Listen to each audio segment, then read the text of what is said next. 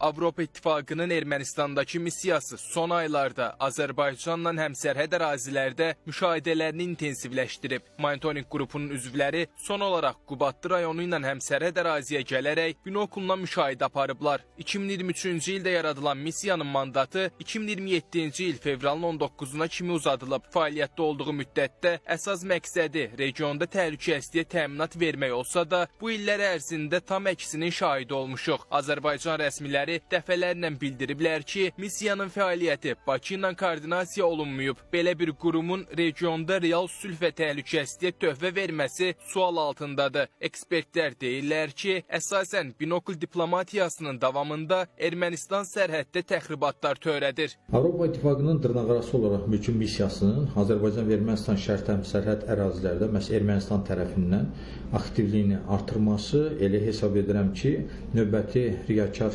planlarının olacağından xəbər verir. Çünki biz bundan öncə də məhz nə vaxt ki o dırnaqarası missiya belə fəaliyyətlərlə məşğul olub, biz ondan sonra Ermənistan tərəfindən məhz təxribatçı fəaliyyətləri müşahidə etmişik.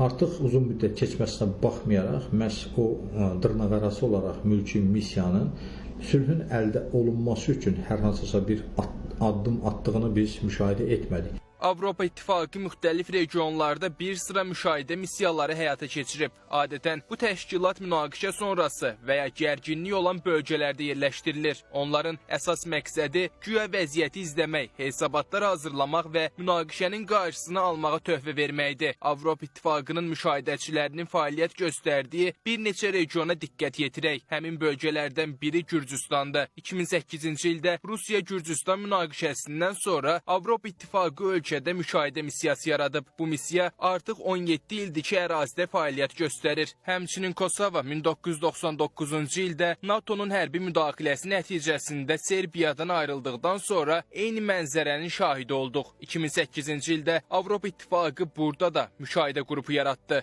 Həmin müşahidənin rolunda məhdudiyyətlər azaldılsa da, qrup 10 il aktiv şəkildə fəaliyyət göstərib. İndi də Cənubi Qafqazda eyni mənzərə müşahidə olunur. Şərhçilər bildirirlər ki, Avropanın müşahidə missiyası məskən saldıqları ərazidən demək olar ki, ya çıxmır, ya da uzun müddət həmin ərazidə öz siyasətini yeridir. Maraqlı cəhət həm də ondan ibarətdir ki, hara bu missiyanın fəaliyyəti təşkil olunubsa, hara bu missiya ezam olunubsa, o ərazilərdən çıxmayıb. Ona görə mən düşünürəm ki, Avropa İttifaqının mülki missiyası, regionun tərk etməsi Azərbaycanın ən böyük diplomatik, siyasi qələbələrindən biri olacaqdır. Ehtimal edirəm ki, qarşıdakı dövrdə atəşkəs rejimi də pozula bilər, təxribatlar baş verə bilər.